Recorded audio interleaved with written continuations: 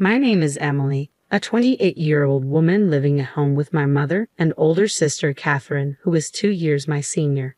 Because of this, my family often refers to me as an unemployed failure in my late 20s. At 28, I find myself confined to my room. "Hey, unemployed failure, pay this month's rent." My sister Catherine bangs on the door, her voice raised. After graduating from school, Catherine landed a job at a local company but quit, citing issues with her juniors. Rumors suggest she was the one bullying them, which caused problems. Now, she takes up short-term, part-time jobs, proudly calling herself a part-timer. "At least I'm working part-time," Catherine often says. "You're the unemployed failure here, the lowest in this house." I've never been good at socializing, dating back to my school days when I was constantly compared to Catherine. She was outgoing and popular, while I was more reserved. Catherine enjoyed teasing me, labeling me a failure and spreading rumors about me to her friends. "She talks to bugs in the garden," she'd say, or locks herself in her room reading strange books, probably nerdy stuff. Her words and actions made me withdraw further. I avoided socializing, joined no clubs, and had no friends. My hobbies became my solace, my escape from reality. My mother, a stay-at-home mom since divorcing my father when I was young, often scolded me. "If you continue like this, you won't survive in society," she'd say. "Look at Catherine. Learn from her." But emulating Catherine was impossible. After the divorce, both my mother and sister directed their negative emotions toward me, blaming me for resembling my father. Despite this, it was my father who financially supported us, ensuring Catherine and I never struggled. I secretly kept in touch with my father without my mother's knowledge. Occasionally, we'd exchange messages. When it was time to choose a high school, he told me, "Go to the school you want, Emily. I'll pay for it." He managed to persuade my mother, and thanks to him, I attended the high school of my choice. However, my mother became stricter with me, seemingly displeased that I had gone through my father. She would often complain loudly enough for me to hear, saying things like, "It's tough having such an incompetent daughter," or, "It's strange how responsible Catherine is." Over time, I stopped confiding in my mother about myself or my future, believing it would be futile based on past dismissals. I resolved to handle things on my own. My mother held a grudge because I had once confided in my father. Her response was simply, "Once you turn 18, do whatever you want." As time passed, my mother and Catherine remained unaware of my interactions with my father, and both my sister and I grew up. Despite everything, I hoped for reconciliation with my mother and Catherine. Our bond had weakened due to the divorce, but I clung to the belief that even a small gesture could mend things. Each year, I carefully picked out gifts and celebrated Catherine's birthday. "What's this? Such poor taste," Catherine would often remark. I attempted to cook meals in the kitchen, but my mother would shut me down with, "This isn't edible. Don't do it again." No matter what I did, I couldn't improve my relationship with them. Years passed, and I began eating out more often. "How can you afford such luxuries?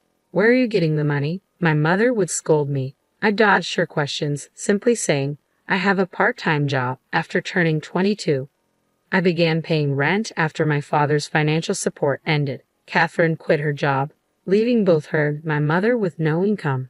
Their financial insecurity seemed to intensify their harassment towards me. I was charged $500 a month for rent and food expenses, while Catherine paid nothing. Despite living under the same roof, we rarely interacted or shared meals. Despite the strained situation, I decided to contribute. My family is in trouble, I thought. I have to help. However, I was shocked to discover something unsettling. I found out that, apart from me, my mother was demanding a monthly allowance of $4,000 from her own parents. Knowing my close relationship with my grandparents, they consulted me about this request. I was taken aback by the amount my mother was asking for, considering my grandparents were elderly and no longer working. Realizing they couldn't afford such a sum regularly, I asked my grandparents to redirect the $4,000 allowance to me instead, intending to pass it on to my mother. I apologized for burdening them with her demands. My grandparents looked apologetic but assured me, "Don't worry about the money. There's a reason we didn't give it directly to your mother." I feared my mother might exploit the situation if she knew I had access to that money. I held on to hope that Catherine finding a new job would ease our financial concerns and restore our family dynamics. With that hope in mind, I continued to pay a total of $4,500. One more thing, Emily, my mother announced with a smirk. Mom and I are moving to a new apartment soon. Which new apartment? I asked cautiously. Catherine proudly handed me a brochure of a luxury high-rise. Here, it's amazing, isn't it?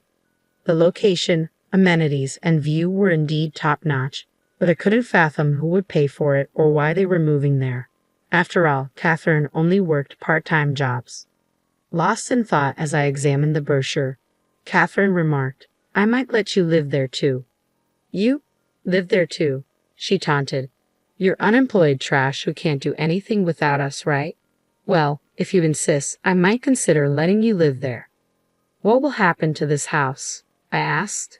"We'll start the selling process and put it on the market within a month," Catherine replied, dismissing my concerns. Ignoring Catherine's remarks, I had been feeling our current house was cramped. While evaluating whether the condo was worth its price, I decided to consult a friend knowledgeable about real estate investment. He's a friend from my student days, I explained to my mother and Catherine later.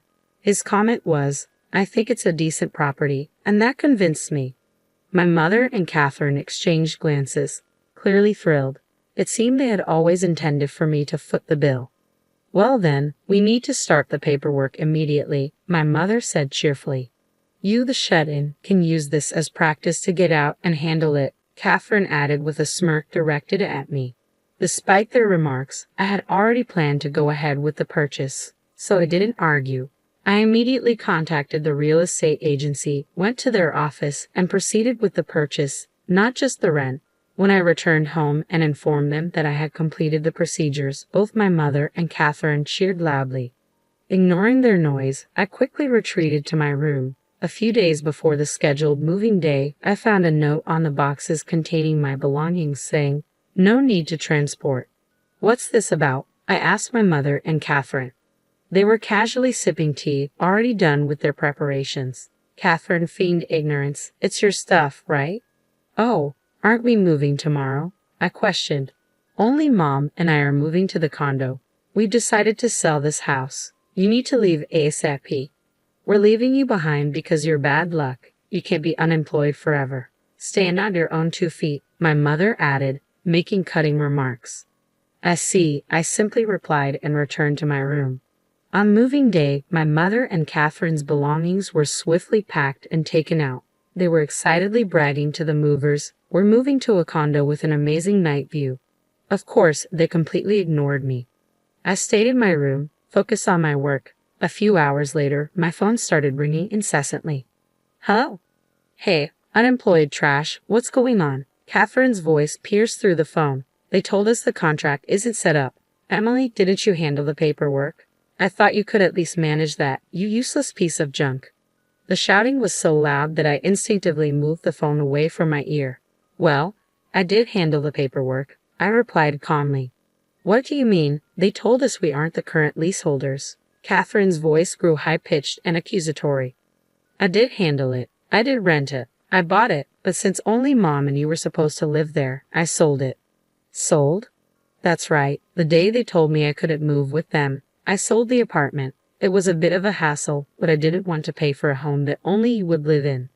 Their voices sounded like they were arguing over the phone. "Why don't you two just renegotiate the contract?" I suggested. "My naive sister has a point, Mom. Let's renegotiate it for us. We can make Emily pay us back later," Catherine suggested. "Yes, let's do that," my mother agreed. The call abruptly ended. A few hours later, my phone rang again, this time with Catherine's shrill voice. "You schemed something, didn't you?" "What are you talking about?" "I figured as much," I said to them. "Why can't we sign it?" Catherine asked. "I don't know," I replied. "They said something technical, something about not having enough credit or something." Catherine isn't the sharpest tool in the shed. She probably doesn't understand the term credit, I muttered to myself. "They don't trust you to sign a contract," I explained patiently, as if teaching children. "It's about social credibility. You often claim to be a part-timer, but barely work, making you pretty much unemployed trash. They won't lease to someone like that." "Why could you, an unemployed trash, Sign it and not me? Something's fishy. He must have raped something, Catherine protested. Realizing the conversation was going nowhere, I decided to clear things up. Listen, Catherine and Mom, are you listening? Remember I went to an art school? I began.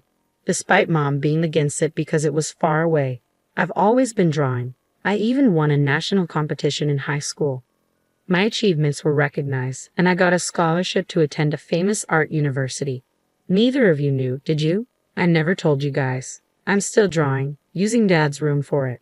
The monthly rent of $4,000 might seem high, but I felt it was okay given the hassle of moving. Oh, I'll send you the link to my portfolio website, I continued, sending it to both Catherine's and Mom's phones. This site showcases my achievements and past works. There's also a contact form for potential buyers of my artwork. I'm not an unemployed trash. I've been investing my income as well. I think my annual income is on par with business owners. My income is leagues ahead of yours, Catherine, who claims to be a part-timer. That's why I have credibility. You're lying? Stop making things up. Catherine's voice was faint and incredulous.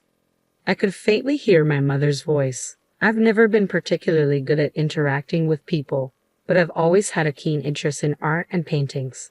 Finding joy drawing objects around the house, replicating plants and copying insects, the art book my father secretly bought for me on my birthday is a treasure item. To my unsophisticated sister Catherine, it probably looked like something a nerd would read. Being a successful artist, I of course don't work for a company, I thought, reflecting on how to my mother and Catherine, I probably appeared as an unemployed recluse trash. After all, they've never shown any interest in me before. They have no clue about the real me.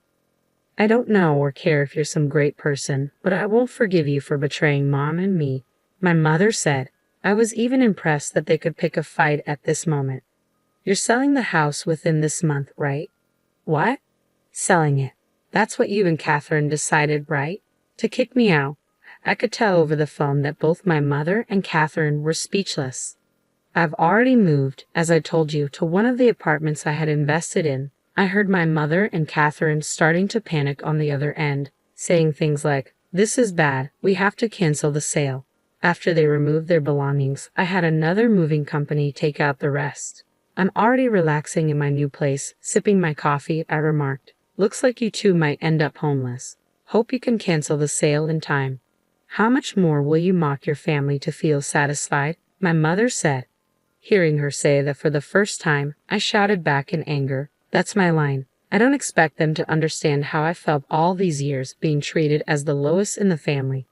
I don't want to feel sorry for myself.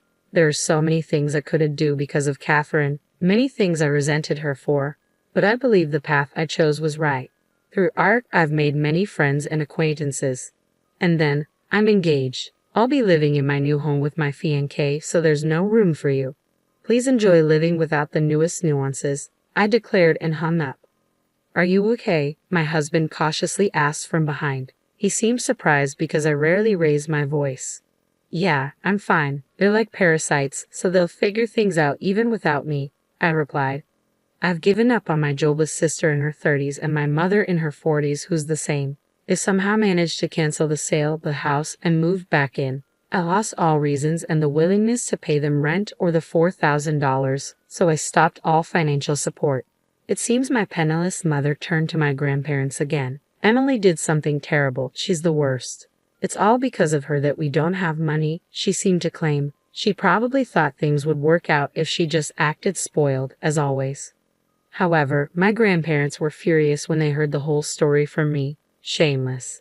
The one who's truly awful is you, isn't it? How could you treat Emily like that all these years? Mocking her, demanding her money, treating her like a nuisance. Unbelievable. You deserve to be abandoned. My mother lost trust even from her own relatives. Catherine tried to get a job again, but it seems she's struggling. It had been years since she last worked. She occasionally called me. Emily, I realized I was wrong too. Let's put that behind us. Can you introduce me to a job or maybe a man who can be my husband? I was wrong too. What does she mean by I was wrong too? As expected, Catherine never changes. Asking for a job is one thing, but including a husband in the mix, she's clearly looking to leech off someone. Sorry, I don't think I know of any jobs or men that would be a match for you. I replied, meaning she's too much to handle. Oh well, let me know if you find any. Does Catherine think a prince will come to whisk her away? She's already 30, yet still so immature in this respect. Catherine and my mother are so alike. The reason my mother divorced my father was because she solely depended on his income without doing anything herself. My father, having a job with frequent overseas assignments, found it challenging to raise children, so he had no choice but to entrust their custody to my mother. He told my mother to raise us properly since he was providing ample child support. As a result, while my mother doted on Catherine, it seemed she grew to resent me, who took after my father. And now, even I have turned my back on my mother. If Catherine ever gets married, I can already foresee a similar future for her. I'm glad. I couldn't help but let those words slip about what my husband asks that I didn't turn out like Catherine, with a kind husband, a fulfilling life, and a job. I have things that neither my mother nor Catherine possess, especially considering I grew up being treated poorly by both of them.